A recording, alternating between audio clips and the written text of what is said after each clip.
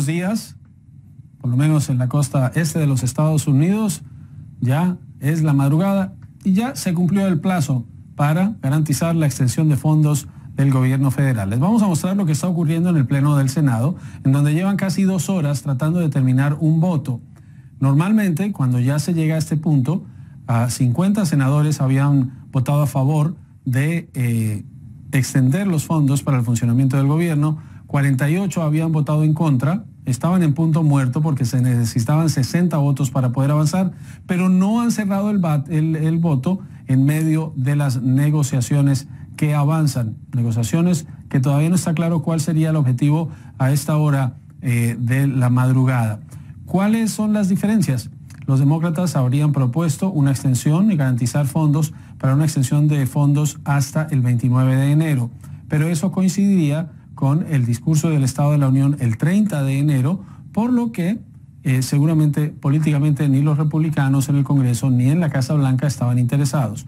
¿Cuál ha sido la reacción en los últimos minutos? Pues la Casa Blanca, a través de su secretaria de prensa, Sarah Sanders, enviando un mensaje en el que asegura que como los demócratas no pueden detener, y estas son palabras de la secretaria de prensa, el avance exitoso de la economía en la presidencia de Trump, dice, van a tratar de frenarlo simplemente no dando fondos para el gobierno. Es la forma en que la Casa Blanca está planteando esta conversación. Lo que hemos visto durante las últimas 2 horas ha sido a los senadores, y ustedes ven un grupo allá al fondo, están conversando, algunos, por lo que hemos podido ver, seguramente en charlas diferentes al voto. Vemos al líder de los republicanos, Mitch McConnell, está a la izquierda de su pantalla, en donde acostumbra ya dar sus discursos firmando documentos. Está John Cornyn, el segundo en el rango del Senado, y seguramente en cualquier momento ya darán el voto final, se oirá el martillo, y entonces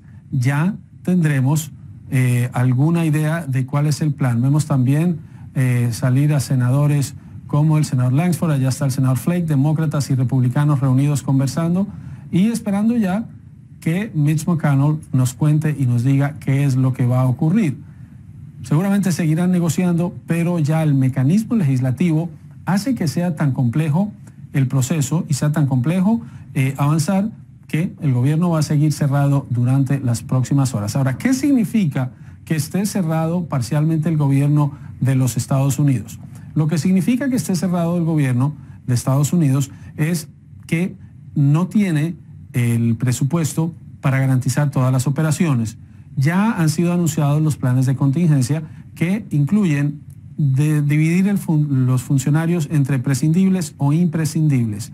Los funcionarios imprescindibles, ¿quiénes son? Los integrantes, los militares activos son considerados imprescindibles. El personal de la seguridad en el transporte aéreo es imprescindible.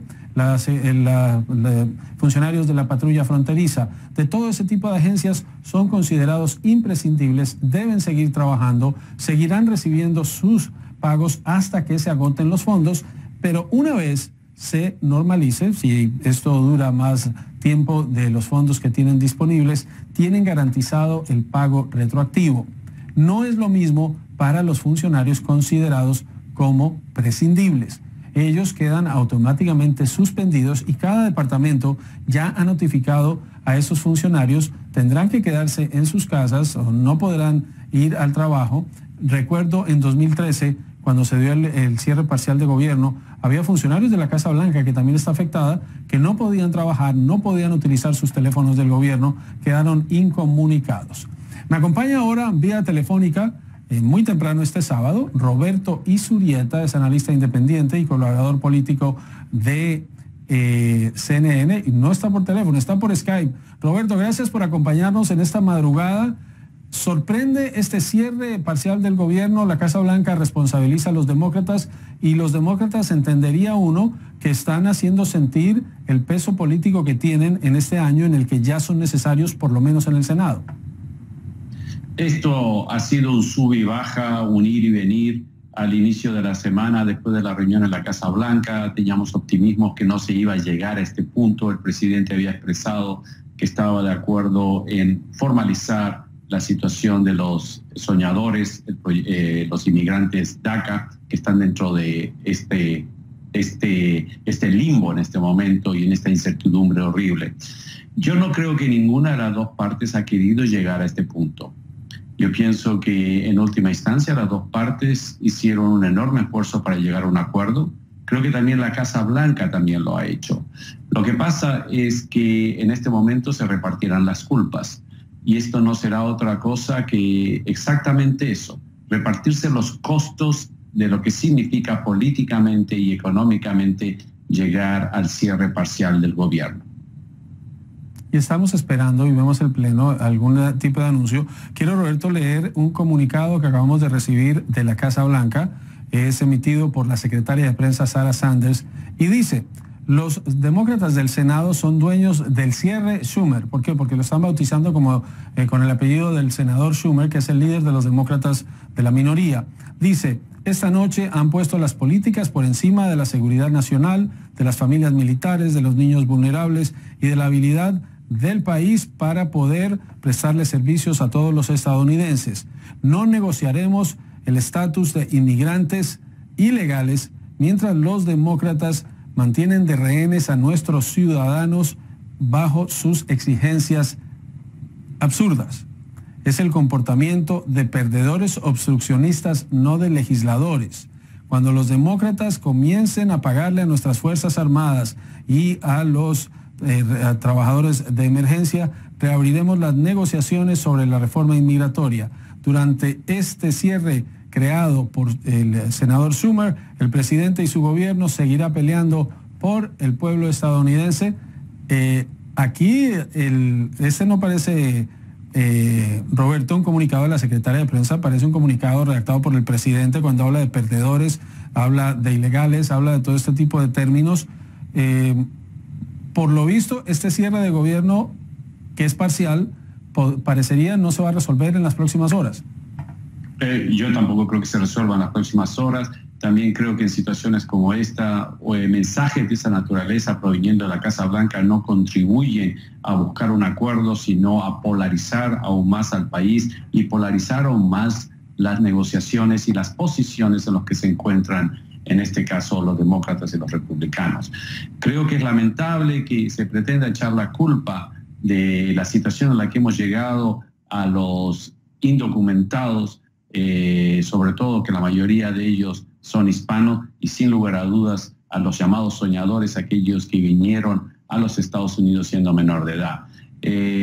Yo no quiero entrar en esta dinámica de reparto de culpas, pero el problema de fondo es que el gobierno no tiene el gobierno no tiene los recursos para seguir operando. Y este debate que estamos teniendo ahora también lo tuvimos hace un mes. Y también dentro de ese mes se dio un recorte muy grande de impuestos. En última instancia, lo que está pasando es que yo considero que los Estados Unidos sigue confiando en un exceso de deuda para operar el gobierno. Lo que tienen que hacer es realmente llegar a un presupuesto sano, a un planteamiento sano y hacer que el gobierno opere normalmente. Veamos, Roberto, un informe sobre qué ocurre, qué significa que haya un cierre parcial de gobierno en este primer aniversario de la presidencia de Trump. El cierre parcial del gobierno en Estados Unidos comenzaría a la madrugada del sábado. Las prioridades del gobierno federal se dividen según el tipo de personal que las ejecuta, clasificados en prescindibles e imprescindibles. ¿Quiénes son prescindibles? Quienes se dedican a la emisión de pasaportes, el trámite de permisos para la venta de armas, las actividades de entidades que atienden pequeños negocios, entre otras. Los funcionarios de esas dependencias quedan suspendidos temporalmente y solo serían compensados de manera retroactiva si el Congreso lo aprueba una vez garantice fondos para el funcionamiento.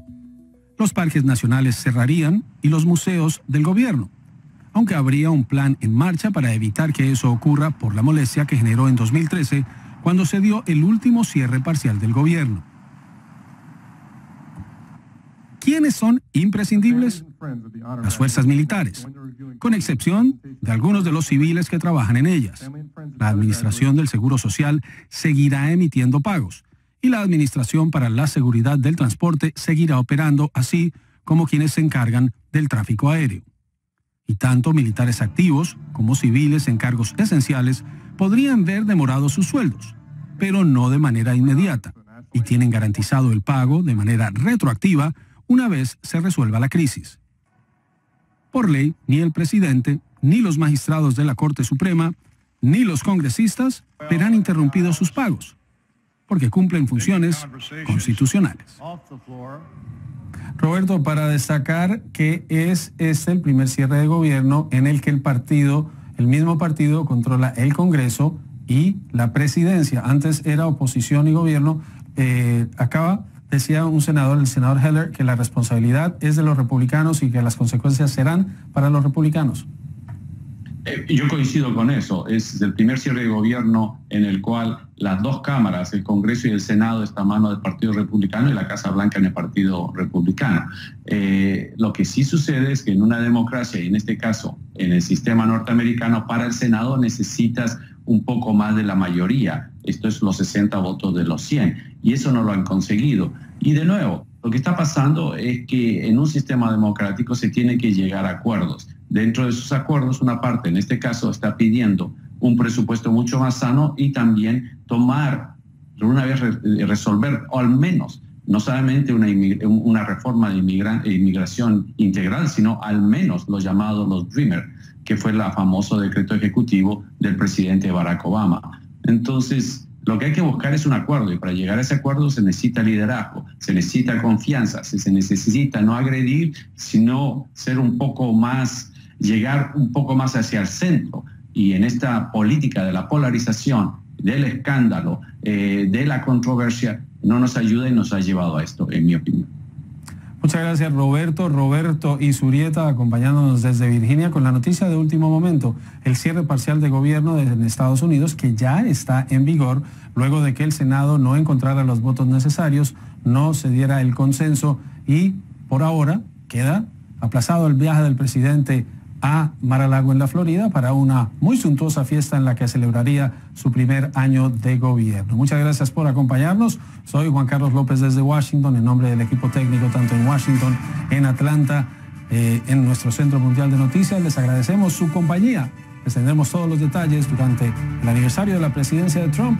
Este sábado, cobertura continua de CNN. Regresamos a nuestra programación habitual.